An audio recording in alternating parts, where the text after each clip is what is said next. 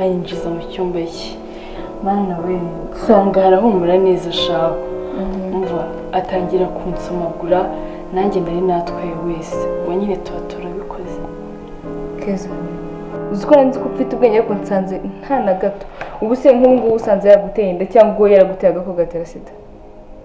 Urumva umukobwa mwiza nkanjye naberwa umusore ko nimeze wakuye ko sida ipimishwa ijisho. Apu natwadukingirizo wampaye nahise ntujugunye kuko rwose ntabwo nzi icyo yari gutekereza yatubona mu gikapu siko yari gukeka ko ndi indaya. Nabo bagira isoni zo kujya kutugura mu iduka. Bara ntabwo bazi ubuzima bwabo. Bikubyumva nta na rimwe umuntu yapimishijwe sida ijisho. Ndumva ikiganiro utangiye kukibishya reka nkureka. Nari nzi ko ari we muntu muzima naganiriza none nawe ndebera. Keza urambabaje pe. Ntabwo nzi ko ushaka kuvuga ngo ngiye umukobwa umeze gutya nta muntu urapimisha sida. Ngaho nyine ntabwo bibaho. Basi rekera aho ngaho ariko ntuze kubibwira mama kurumva